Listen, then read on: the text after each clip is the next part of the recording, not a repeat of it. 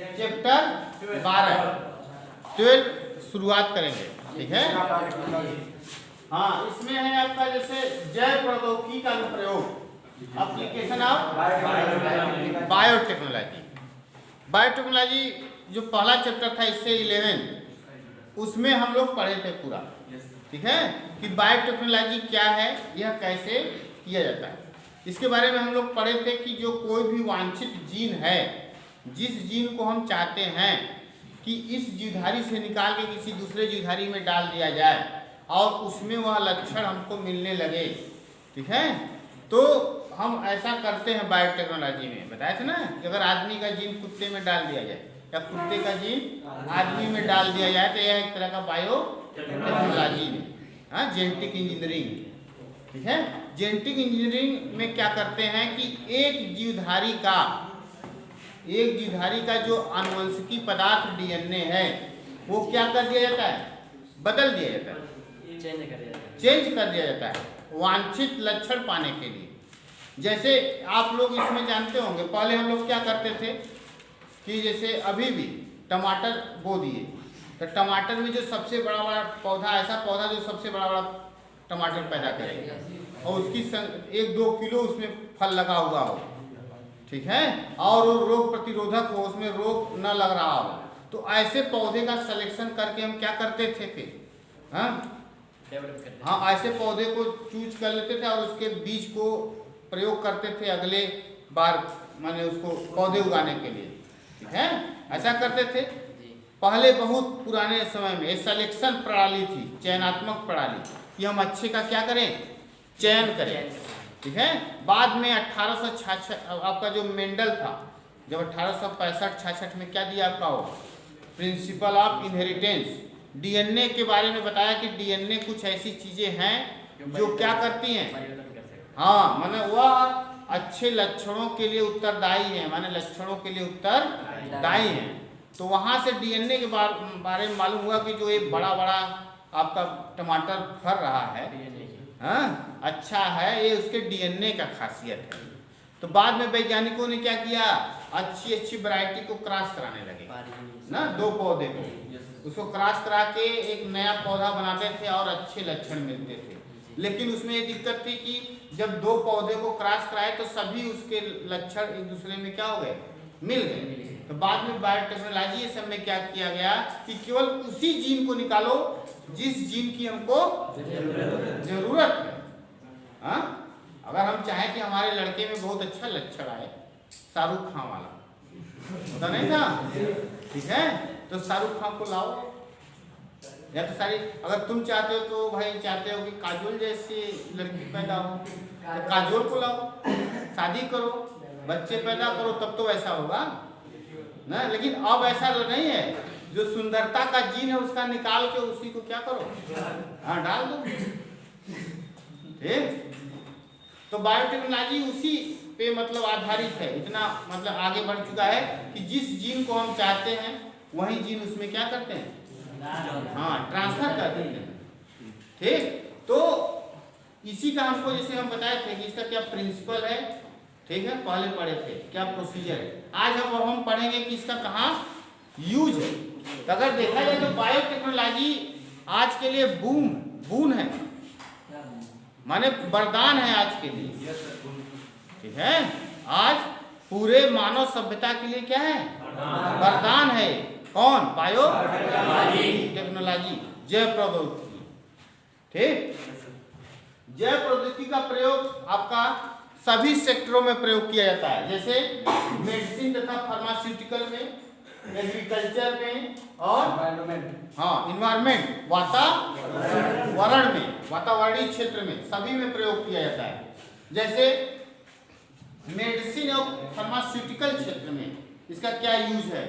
आज हम क्या करते हैं कि बायोटेक्नोलॉजी का प्रयोग करके कई तरह के हार्मोन्स बनाते हैं, जैसे इंसुलिन, क्या होते हैं, हाँ, ठीक है, बताएंगे। डायबिटीज कंट्रोल करने में होता है, कैसे बनता है इसको हमको डिटेल में पढ़ना है और ये आता भी है, ठीक है।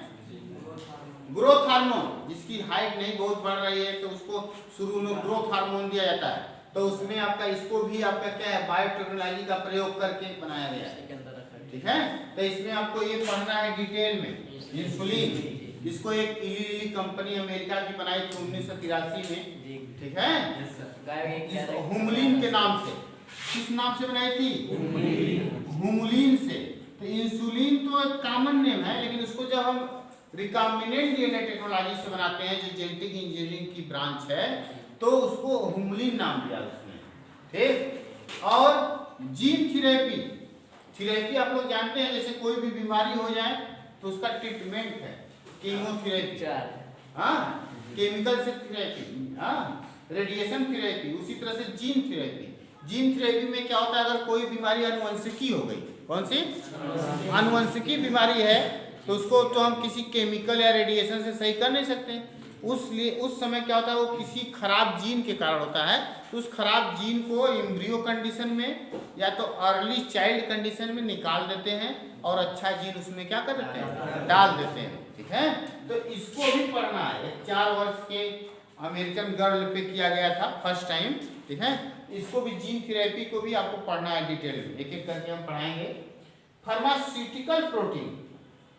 फार्मास्यूटिकल प्रोटीन क्या होता है कि जैसे या तो प्रोडक्ट कुछ ऐसे, जैसे मान लीजिए क्या है कि काऊ में जैसे काऊ का दूध पीना लोग बहुत ज़्यादा पसंद करते हैं, लेकिन क्या होता है कि काऊ में जो मनुष्य का जो उसकी माँ का दूध होता है बच्चे के, वो उसके जैसा पूरा काऊ का दूध है नहीं, क्योंकि उसमें कुछ प्रोटीन की कमी होती है। जैसे ह्यूमन अल्फा लेक्ट एल्बुमिन, ये बच्चों के ग्रोथ के लिए बहुत ही अच्छा होता है और ये माँ के दूध में पाया जाता है। तो उस जीन को ही निकाल के कहाँ डाल दिया गया, काऊ में। तो काऊ में भी वो बनने लगा प्रोडक्ट, ठीक है। वो पहला बनाया गया था, वो काऊ जो थी रोजी, क्या बनाया था, इसको पढ़ना है आपको। रोजी काऊ में ह्यूमन अल्फा लेक्ट एल्बुमिन बनाया गया था, ठीक। और टीपीए भी बनाया जाता है, जैसे कुछ जीवधारियों में एक टिश्यू प्लाज्मिनोजन एक्टिवेटर, इसको हम पढ़ाएंगे आगे, ठीक है। ये आपका कहता है जहाँ पे क्लाट हो जाता है, अगर शरीर में कहीं पे भी क्लाटिंग हो गई है किसी कारणों से, तो उसको तोड़ने के लिए इसका इंजेक्शन दिया जाता है, टीपीए का, टिश्यू प्लाज्मिनोजन एक्टिवेटर, जिससे ब्लड क्लाट टूट जाए, नहीं तो फिर हो सकता है कि जो नली है खून की सब फट जाए, जंग का लगे फट जाएगी। अच्छा, फिर देखा अल्फा 1 एंटीट्रिप्सिन एम्फीसीमा रोग के लिए उत्पन्न किया है। अल्फा 1 एंटीट्रिप्सिन एम्फीसीमा रोग में माने प्रयोग करते हैं उसके ट्रीटमेंट करने में, ठीक है। तो ये सभी प्रोडक्ट्स आपको पढ़ने एनसीईआरटी में दिया गया है, ठीक है। और वैक्सीन का भी बनाया जा रहा है आजकल, वैक्सीन बनाया, बता दें hepatitis B second generation vaccine, hepatitis B की वैक्सीन बायोटेक्नोलॉजी का प्रयोग करके बनाया गया था, ठीक है। ये चूंकि एनसीईआरटी में आपका है नहीं, इसको मैं बताया भी हूँ, लेकिन ये यूज है बायोटेक्नोलॉजी में। हाँ, एंटीबॉडीज बनाई जा रही हैं, ठीक है, विभिन्न प्रकार की। और इंटरफेरॉन जिसको आपका यूज किया जाता है कैंसर के ट्रीटमेंट में, ठीक है, वायरल इन्फेक्शन, इस सब में, इन सब का आपका बहुत ज्यादा प्रोडक्शन हो रहा है, किसके थ्रू, मेडिसिन, हाँ, ठीक।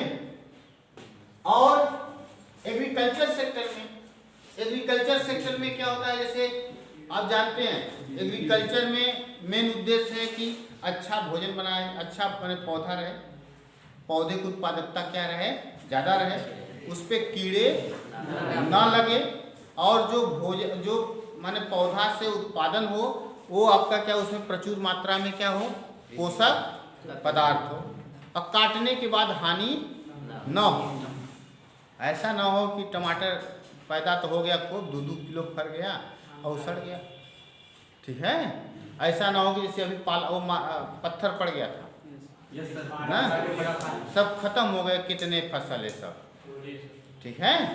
तो उन सब से बचाने के लिए और जो आपका पोषक प्रचुर मात्रा में रहे पोषक तत्व, उसके लिए बायोटेक्नोलॉजी के द्वारा पौधे बनाए गए हैं। उसको अभी हमको पढ़ना है, जीएमओ, क्या पढ़ना है, जीएमओ, जेनेटिकली मॉडिफाइड क्रॉप, माने अनुवंशिकी संशोधित क्रॉप्स, फसल, ये बहुत ही इंपॉर्टेंट है, अभी हम देखेंगे, पहले तो देख लेते हैं। तो बायोटेक्नोलॉजी का प्रयोग करके ऐसे पौधे बनाए गए हैं, ठीक, जो पीड़क प्रतिरोधी पौधे होते हैं, पेस्ट रेसिस्टेंट पौधे होते हैं। हिंदी अंग्रेजी दोनों लीजिए। पीड़क का मतलब जो हमारे क्रॉप को नुकसान पहुंचाए, जैसे कीट, हाँ, पेस्ट हैं आपका, चूहे, ये सब जो हमारे क्रॉप से सबको क्या करते हैं, हानि पहुंचाते हैं, ठीक है सुजीत? हाँ, बहुत थक लिए हो जाए, कल कोल्ड ड्रिंक लेकर आओ ना। देखो हर्बिसाइड प्रतिरोधी पौधे, हर्बिसाइड क्या होता है, इसको चूंकि आप ये तो पढ़ना है आपको, कई बीटी काटन, ठीक है, और एक पढ़ेंगे आपका निमेटोड रेसिस्टेंट प्लांट, दो पढ़ना है आपको इसमें से, हाँ, डिटेल में। और जैसे हर्बिसाइड प्रतिरोधी पौधे, कुछ पौधे ऐसे होते हैं, जैसे हर्बिसाइड क्या होता है, जैसे आप जैसे अगल बगल घास से सब हैं, तो उसको मारने के लिए दवा छिड़कते हैं, ये हर्ब्स है, उसको मारने वाले वीडीसाइड, हर्बिसाइड्स होते हैं। तो अगर उनको क्रॉप्स में प्रयोग करते हैं, पौधे जो फसल है, टमाटर का जैसे पौधा है, तो अगर हर्बिसाइड का प्रयोग करेंगे तो उसको तो मारेगा ही, किसको मारेगा, हर्ब्स को, लेकिन उस टमाटर में भी जाकर इकट्ठा हो जाता है, तो जब हम खाते हैं तो हमारे स्वास्थ्य के लिए क्या होता है, हानिकारक। तो कुछ ऐसे माने बायोटेक्नोलॉजी का प्रयोग करके कुछ ऐसे पौधे बनाए गए हैं कि जो क्या करते हैं कि उसमें हर्बिसाइड इकट्ठा नहीं होने देते, उस जीएम पौधे में हर्बिसाइड इकट्ठा नहीं होने देते।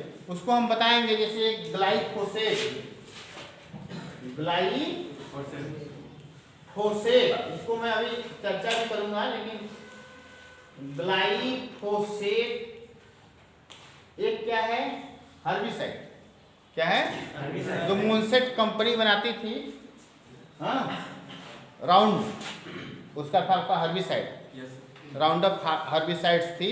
इसका बहुत साइड इफेक्ट भी पड़ा, इसीलिए इसका विरोध भी बहुत होता है बायोटेक्नोलॉजी में, जो जीएम पौधे होते हैं, क्योंकि ये ग्लाइफोसेट जो होता है, हर्बिसाइड जो होता है, एक फ्रांसीसी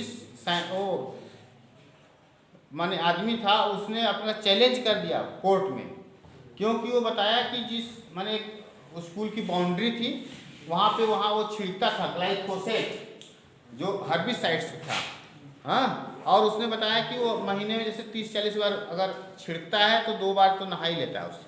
जैसे तुम्हें मिर्चा भी पहले नहीं जाते थे छिड़कने, पहले का केस अगर देखा जाए तो अब तो माने छिड़कते, पहले तो माने एक लोग मशीन चलाते थे तो 2 लोग उसका पकड़ते थे पाइप, और एक लोग ऐसे मारते थे, हम लोग भी किए ऐसे। हाँ, अब तो मतलब सिंगल है, उसमें भी हाथ से भी नहीं चलाना है, अब तो मोटर भी लगा ले रहे हैं, हाँ। तो वो कहा कि उसके करने से उसको कैंसर हो गया, इसी ग्लाइफोसेट से उसको 2100 कितने करोड़ का उसको मुआवजा दिया सरकार, ठीक है। तो इसके विरोध में मतलब होता है कि जैसे ये तो एक्यूमुलेट नहीं होता, इसको कहाँ छिड़कते थे, एसटी काटन, हाँ, एसटी काटन था, माने herbicide tolerance, herbicide resistant cotton था, और जिसपे ग्लाइफोसेट का कोई प्रभाव नहीं पड़ा, लेकिन उसको छिड़कते थे कि उसके अगल बगल, इस काटन के अगल बगल जो पौधे हैं वीडीसाइड, वो मर जाए, लेकिन इस काटन पे प्रभाव नहीं पड़ता था, लेकिन वो कैंसरस भी होता है। इसका ये साइड इफेक्ट है जीएम का, अभी मैं पढ़ाऊंगा आगे, ठीक। तो ये इससे रेसिस्टेंट होते हैं जो आपका हर्बिसाइड रेसिस्टेंट पौधे बनाए गए। और न्यूट्रिशनली रिच प्लांट, प्रचुर पोषक युक्त पौधे, माने ऐसे पौधे बनाए गए हैं जिसमें बहुत ज़्यादा मात्रा ज़्यादा होती है पोषक पदार्थों, जैसे गोल्डन राइस। यह राइस जो होता है, आप जानते हैं राइस ज़्यादा लोग यूज करते हैं, सुनहरा चावल बोलते हैं, और विटामिन ए माने मनुष्यों में बहुत कमी हो जाने से रतौंधी बीमारी हो जाती है। तो वैज्ञानिकों ने सोचा कि इसी राइस में पौधे से कैरोटीन का जीन निकाल के इसमें डाल दिए, कहाँ, कैरोटीन वाला जीन निकाल करके पौधे से कहाँ डाल दिए, राइस में, एग्रोबैक्टीरियम ट्यूबिफाइसियंस की सहायता से, हाँ, इसमें डाल दिए तो कैरोटीन, तो इसमें भी कैरोटीन हो गया, इसमें चावल, ये थोड़ा सुनहरा कलर का होगा, जब हम लोग खाएंगे तो हमारे लीवर में या कैरोटीन जाकर के किसमें मिल जाएगा, हाँ, विटामिन ए, विटामिन ए में बदल जाता है। जैसे आपका कहता है कि सब लोग खाते हो, क्या नमक सभी लोग खाते हो? Yes sir. तो आयोडीन को सबको जरूरत है, आयोडीन उसमें मिला दिया जाता है कि सबको आयोडीन मिल जाए। इसी तरह से यहाँ पे हाँ इसमें राइस सब लोग खाते हैं तो उसमें विटामिन ए बना दिए। Yes sir.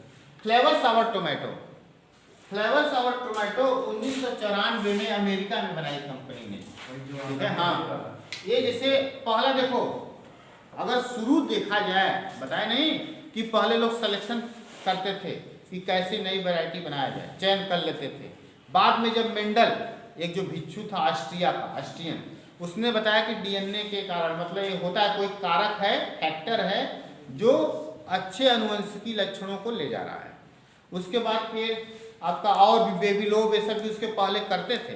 बेबी लोब जो था आपका, इसमें काम होने लगा था, साम्यवादी शासक का था वो, तो सब हम लोग नहीं जा रहे हैं।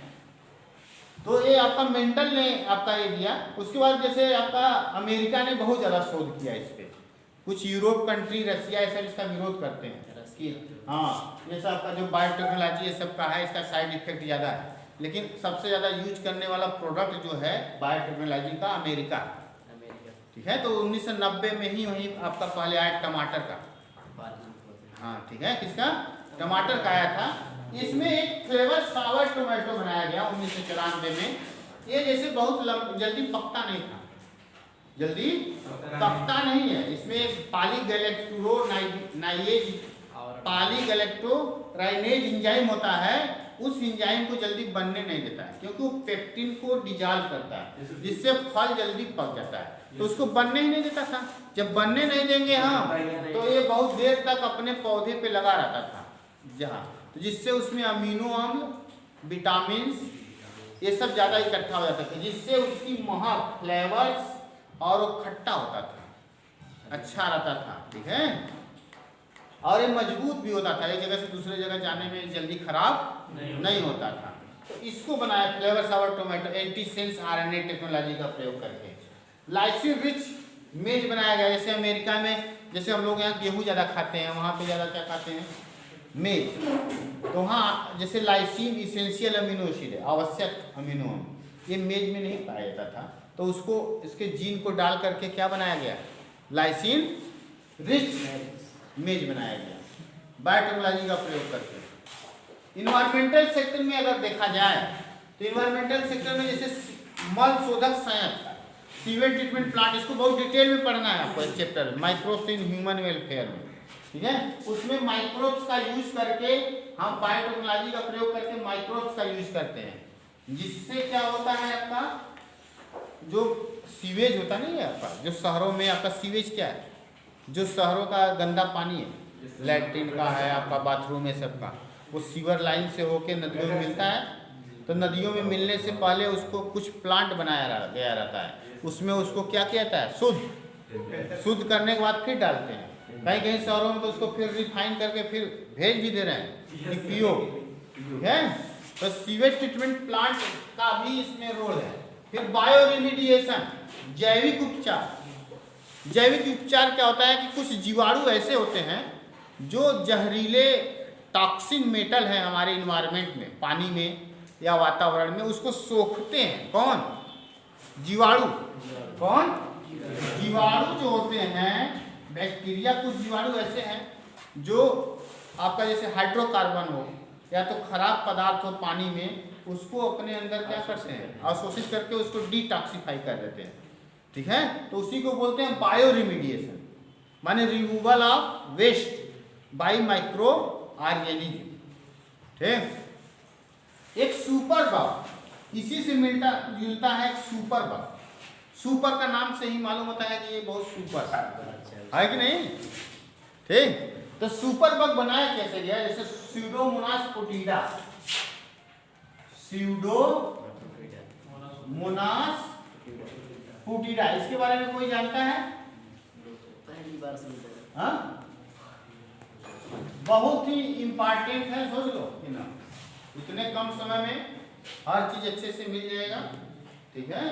और इसको करो, उसके बाद एक एक जो पढ़ना है, जैसे इसमें से 2 पढ़ना है आपको, हाँ, इसमें से एक है ये, इंसुलिन और जीन थेरेपी पढ़ना है, इंसुलिन इंसुलिन पढ़ना है।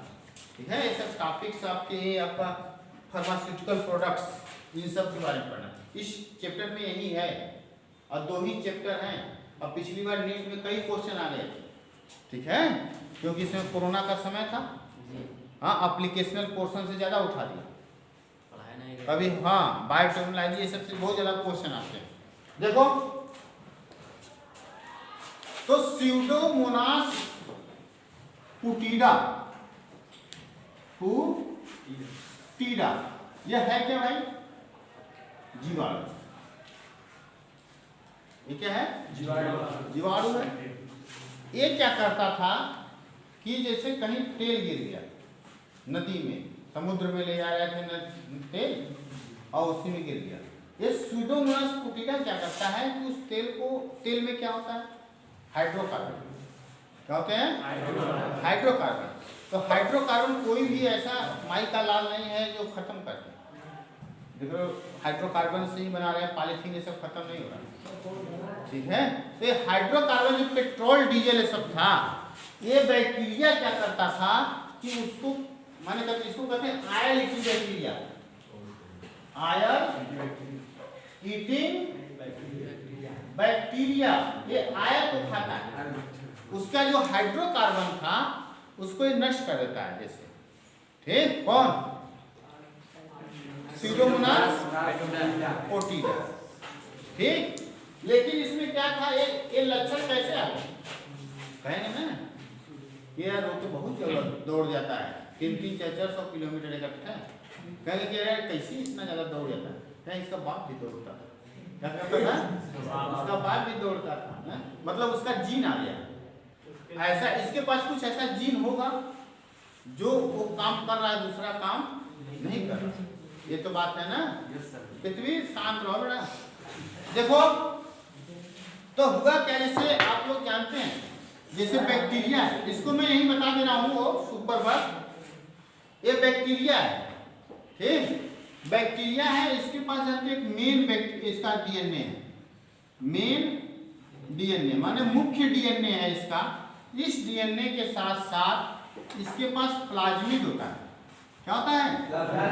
प्लाज्मिड के बारे में हम बता चुके हैं कि यह मेन डीएनए से अतिरिक्त डीएनए होता है।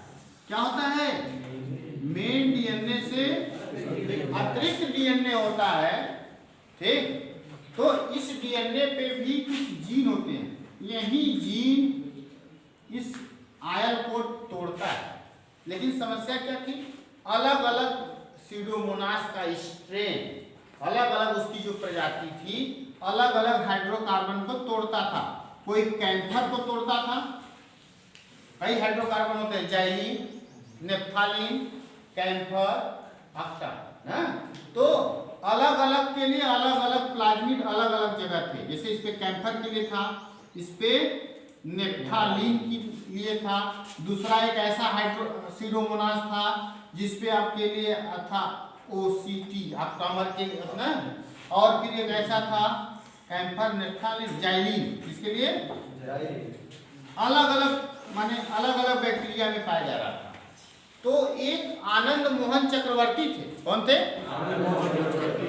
नाम से ही मालूम हो रहा है कि ये इंडियन थे, लेकिन अमेरिका के साइंटिस्ट थे।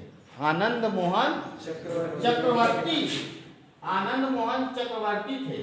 इन्होंने क्या किया कि सभी को एक ही में डाल दिया। एक ही, हाँ, चारों प्लाज्मिड को एक ही बैक्टीरिया में डाल दिया। इसी को सुपर बग बोलते हैं। क्या बोलते हैं? Super bug. अब केवल इसी को यूज करेंगे तो वो सभी हाइड्रोकार्बन को तोड़ देगा। नहीं तो कहीं भी अगर तेल से गिरा है तो वहां पे सब 4 तरह के स्ट्रेन डालना पड़ता था, तो उसको सुपर बग बनाया गया। ये बायोटेक्नोलॉजी का यूज किया के, इसका बायोटेक्नोलॉजी। तो अगर देखा जाए, अभी मैं बताया कि ये बायोटेक्नोलॉजी जो है मनुष्य के लिए बून है, वरदान है। ये जो मनुष्य के लिए उसके जीवन के हर क्षेत्र में उसका क्या करता है? उपयोग करता है। ठीक है, और तुम्हें बताया था तो उसमें एक आया आपका, इतना तो क्लियर हो गया। एक जीएम, इसको आप लोग अभी लिख लेना ना, ज्यादा सही रहेगा।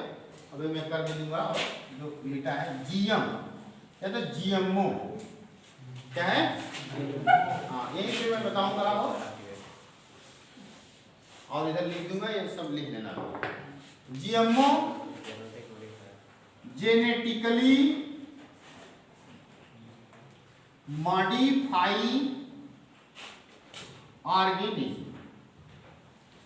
कौन सा है, जीएमओ। इसका हिंदी नाम क्या होगा, आनुवंशिकी, आनुवंशिकी मॉडिफाई मीन्स संशोधित जीव। ठीक, तो जैसे किसी भी, जैसे अगर मान लीजिए ये पौधा है, अगर हम कर दें कि ये काटन है, इसका पौधा है काटन का, इस पौधे में अगर हम जैसे एक जीवाणु है, हाँ जैसे बैसिलस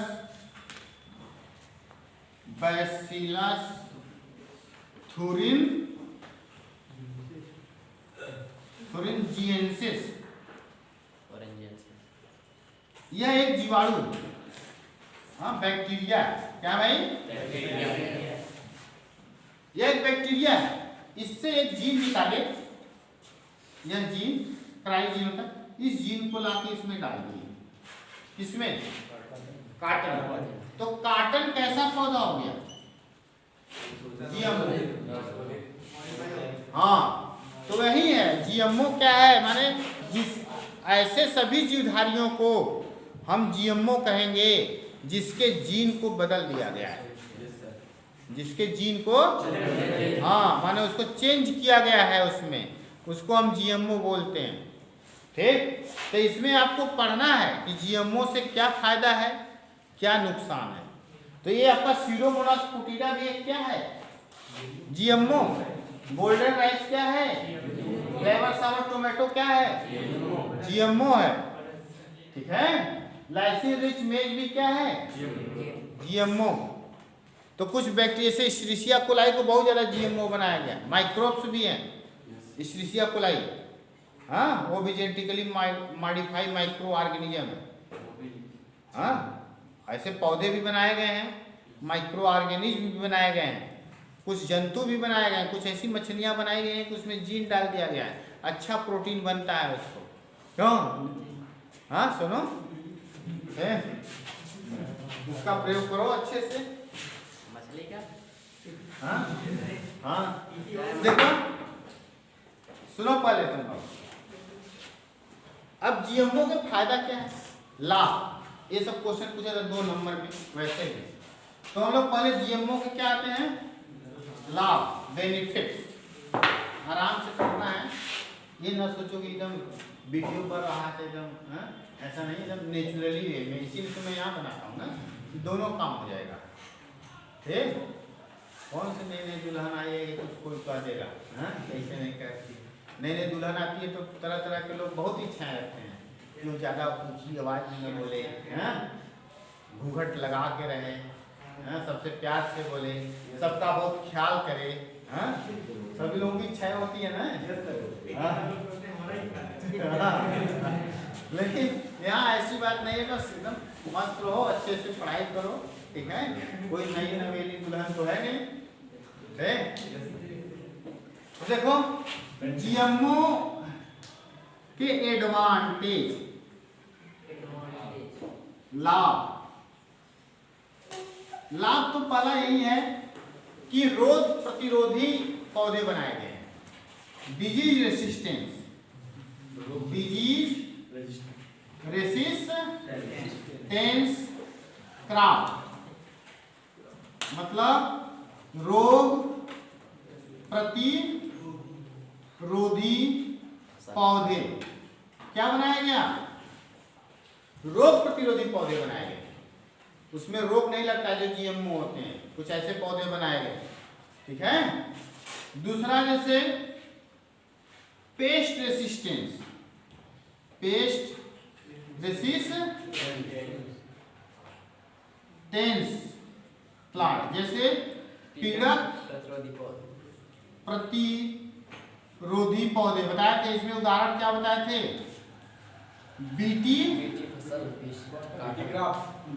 बीटी काटन बनाया गया। ये बीटी काटन क्या होता है कि बुलवर्म कुछ इंसेक्ट होते हैं जो उसकी पत्तियों को खा जाते थे। किसके?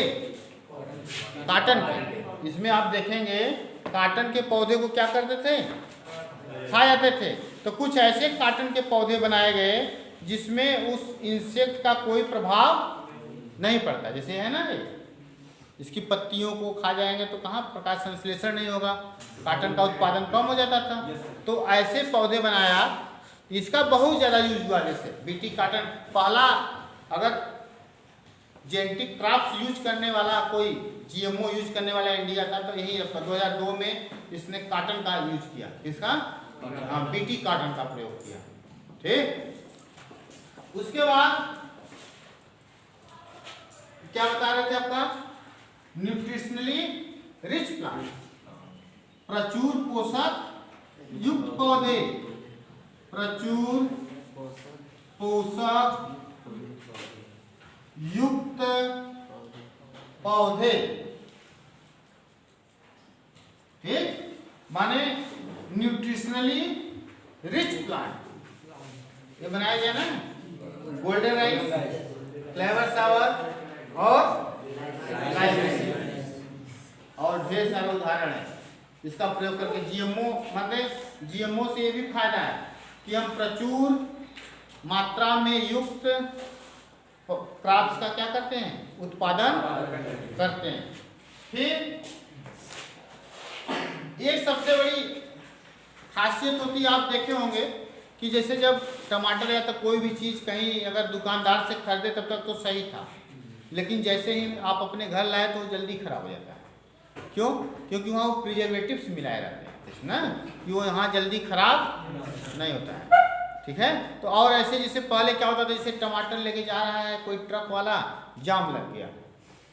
क्या हो गया? जाम लग गया तो बहुत देर तक वहीं फंसा रह गया, तो जिससे टमाटर ये सब जो होता है कि बीच में ही क्या हो गया? सड़ गया। ठीक है। ये पोस्ट हार्वेस्ट लॉसेज में आता था, माने हार्वेस्टिंग के, कटाई के बाद ये नुकसान हो जाता था। तो वैज्ञानिकों ने ऐसा मतलब जीएमओ बनाया, जेनेटिकली मॉडिफाई करके, कि वो जल्दी खराब ना हो। उसमें टमाटर फ्लेवर सेवर टमाटो बहुत ही ज़्यादा फेमस हुआ। अमेरिका के में मार्केट में सब बहुत ज़्यादा बेचा जाता है। इसको अगर फेंक दो, ऐसे मार दो, तब भी नहीं टूटेगा जल्दी। ठीक है। हाँ, ये जैसे बहुत जल्दी खराब नहीं होता है। और इसमें सुगंध है सब भी बहुत अच्छा था। अब भी पहले के टमाटर और अब के टमाटर में देखो जो प्रिजर्वेटिव्स मिला के रखते हैं वो जल्दी खराब नहीं होता है, लेकिन आज हम देसी टमाटर जल्दी खराब हो जाता है। हो जाता है कि नहीं? तो उसको अब धीरे धीरे मॉडिफाई कर रहे हैं, लेकिन जीएमओ के थ्रू भी मॉडिफाई किया गया कि पोस्ट हार्वेस्ट लॉसेस क्या हो? कम हो। पोस्ट हार्वेस्ट लॉसेस कम हो मीन्स कटाई के बाद कम नुकसान वाले पौधे, कम नुकसान हो, नुकसान का मात्रा। ठीक। और तीसरी बात क्या थी कि कम से कम उर्वरकों का प्रयोग किया जाता है। जीएमओ बना देने से ऐसे जीएमओ बनाए गए जो पेस्ट रेसिस्टेंट हैं, ऐसे जीएमओ, हाँ, जिससे बहुत ज़्यादा आपका पेस्टिसाइड ये सब डालने की जरूरत नहीं हो, केमिकल फर्टिलाइजेशन का कम यूज हो। ऐसे जीएमओ बनाए गए जिसमें रासायनिक पदार्थों का उपयोग कम हो, जिससे क्योंकि रासायनिक पदार्थों का प्रयोग करेंगे जैसे आपका फर्टिलाइजर का, हाँ, पीड़कनाशी, पेस्टिसाइड का, केमिकल, तो प्रदूषण उत्पन्न करते हैं। क्या उत्पन्न करते हैं? प्रदूषण उत्पन्न करते हैं। तो उसको आपका उससे डिपेंडेंसी भी कम हुई। क्या हुई? जो निर्भरता थी हमारा रासायनिक खादों पे और रासायनिक दवाओं पे, उसकी निर्भरता क्या हो? कम। तो जीएमओ क्या करता है? जो हमारी निर्भरता है रासायनिक पदार्थों, रासायनिक माने उर्वरकों और रासायनिक कीटनाशकों पे, उसकी वो क्या हो गई? कम हो गई। है। एक पॉइंट ये भी हो गया कि रासायनिक कितना बजा हो? हाँ? 5 मिनट और चलेगा। रासायनिक खादों तथा रासायनिक उर्वरक क्यों हो गया, और रासायनिक दवाओं पर कम निर्भरता, इसको जैसे तुमको कभी पढ़ना तो लिखना हो तो लिख भी सकते हो, जैसे जो मैं बोल रहा हूँ, लेकिन एक जगह नहीं मिलेगा सब चीजें। जैसे बहुत लोग YouTube पे भी पढ़ा रहेगा तुम्हारा, मैं NCERT के अनुसार पढ़ा रहा हूँ, कोई ज़्यादा कोई कम हो जाएगा, और हर चीज़ें नहीं मिलेगी ना, मैं सिलेबस के अनुसार पढ़ा रहा हूँ। ये सब सिलेबस के अनुसार इसमें देखोगे तो GMO लिखा है पहले ना, जेनेटिकली मॉडिफाइड ऑर्गेनिज्म, इसका क्या फायदा है, नुकसान है, सब बीटी कार्टन है, सब है। ठीक, तो देखिए और क्या होता है कि आपका ये सब तो हो गया, और एक ये भी है कि इसमें हम ऐसा GMO बनाए हैं कि जैसे उसकी पौधे जब सॉइल में उगाए उसको, तो ऐसा ना हो कि कुछ मिनरल्स की कमी हो जाए, हाँ, तो माने प्रॉपर वे में लिया जाए उसको। तो सब एडवांटेज है, क्या है एडवांटेज। डिसएडवांटेज भी है, जैसे इसके कुछ लोग बहुत ज़्यादा विरोध करते हैं, बताया ना कि यूरोप कंट्री और रशिया इस सब में इसका यूज क्या होता है, बहुत कम होता है। इसका यूज क्या होता है, कम होता है। कहाँ, हाँ, यूरोप और रशियन कंट्री में इसका यूज बहुत कम करते हैं लोग, कहते हैं कि इससे बहुत नुकसान है। इसका नुकसान क्या है, इससे एलर्जी, यह एलर्जी उत्पन्न करते हैं जो उसके उत्पाद खाने वाले, पता है कुछ लोगों में यह एलर्जी उत्पन्न करता है। क्या उत्पन्न करता है, एलर्जी उत्पन्न कर देता है, ठीक है, सब में नहीं, ये साइड इफेक्ट हैं। और कुछ जीवधारियों में जाने के बाद यह टॉक्सिसिटी मतलब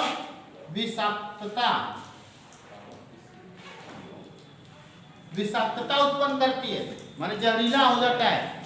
लेकिन ऐसा नहीं है कि जैसे यूरोप और रशिया नहीं उगाते हैं ज़्यादा GM पौधे, तो लेकिन यूज बहुत करते हैं, दूसरे जगह से जाता है उसके पास, ठीक है। जैसे इंडिया में पहले बीटी कार्टन आया था, उसको एक्सेप्ट कर लिए, जब बीटी ब्रिंजल आया तो उसका बहुत विरोध हो रहा है, बैगन का, इससे स्वास्थ्य पे बहुत प्रतिकूल प्रभाव पड़ता है, ठीक है, इसको न डाला जाए माने वातावरण में। लेकिन इसके लिए जानते हैं, जैसे GEAC में पढ़ाया था, GEAC बायोटेक, ये आपका जैसे कंपनी इंडिया की जो है वो क्या करती है, जैसे GEC आपका जेनेटिक इंजीनियरिंग अप्रूवल कमेटी, कोई भी GMO अगर आपको डाला जा रहा है इन्वायरमेंट में, अगर किसी रिलीज किया जा रहा है, तो उसको पूरा एकदम अगर चेक किया गया था, इसका कोई प्रतिकूल प्रभाव तो नहीं पड़ेगा वातावरण पे, या तो कहाँ पे आपका किसी मनुष्य के स्वास्थ्य पे, तभी डालते हैं, ठीक है। फिर देखिए तीसरा, ये आपका जैव विविधता को भी कम करता है, रिड्यूस बायो डाइवर्सिटी, जैव विविधता को क्या करता है, कम करता है।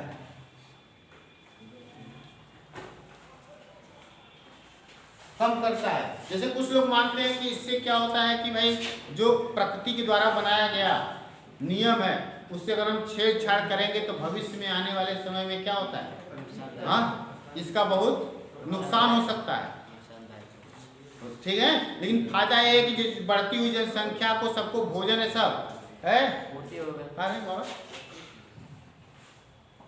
मतलब शांति से नहीं रह सकते। अभी ऑर्केस्ट्रा होता था एकदम शांति से अवधिया ना हो, हाँ वो तो आएगा, तो क्या हुआ भाई, जो बताया जा रहा है वहाँ इतना ध्यान से सुन रहे हो, और गुरुजी जो तुम्हारे एकदम बनाएगा जिंदगी, उसके लिए नहीं, हाँ, वहाँ तो खूब डोपामाइन सीक्रेट होता उछलते, पैसा तो हाँ ड्रग्स ले तो हार्मोन्स यहाँ पे तुम्हारा नहीं। एक लड़का था, एक दिन ऐसे ही मिल गया मुझे, मैं उसको मना किया तो कहा कि पुराना था, आया था एक, गुरु जी सब हार्मोनल प्रभाव है, ये सब ना करो तो तुम्हारा हार्मोन्स तो तुम्हारा ऊंचा रहता तो नीचे भी गिरा देगा कि नहीं? हाँ, तो कई लोग जैसे उसको अन्यथा ना लियो, जैसे मैं एक बार बता दिया कि गाना में मैं बताया था, हाँ, आज पहली बार दिल की बात कही है, हाँ? तो मैं तुम्हें बताया था कि ये हार्मोन्स से हुआ है, नहीं तो तुम्हारे पास दिल तो पहले ही था, दिल की बात थोड़ी है, ये तो हार्मोन जब तुम्हारे शरीर में बनने लगा तब तुम क्या हो, सब कुछ आकर्षण है, सब कुछ बढ़ा, ठीक है? तो हार्मोन्स का प्रभाव है। हम बताए हैं कि ये तो हार्मोन्स की बात आई है, आज पहली बार हार्मोन की बात आई है, लेकिन उसको तुम लोग अन्यथा ना ले जाओ, मैं तो पढ़ाने के लिए बताता हूँ ना, लेकिन उसको भी अगर देखो तो सही बात है।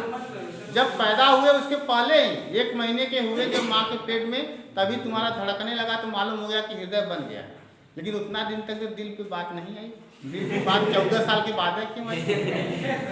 हाँ, ये भी हार्मोन से सब बनने लगे, तो उसको यहीं पे आके जैसे हम कुछ कहेंगे देखो गलत काम ना करना है सब, तो कभी कभी ऐसे होते हैं, मुंह लगे होते हैं, बोल देते हैं, ठीक है? ये सब समझाने के लिए बताया जाता है, लेकिन उसके बाद भी एक नियम कानून, हाँ, व्यवहारिक जीवन है, ठीक? तो मैं कहाँ बता रहा था भाई, देखो अब, हाँ, तो ये जैव विविधता को भी कम करता है, तो ये बहुत बड़ा टॉपिक है, इस पर हम बहुत ज़्यादा नहीं जाएंगे, हाँ। और भी जैसे कैंसर, जैसे कुछ केसेज में देखा जा रहा है, कुछ रिसर्च कर रहे हैं कि इससे कैंसर भी हो जाता है, क्या होता है?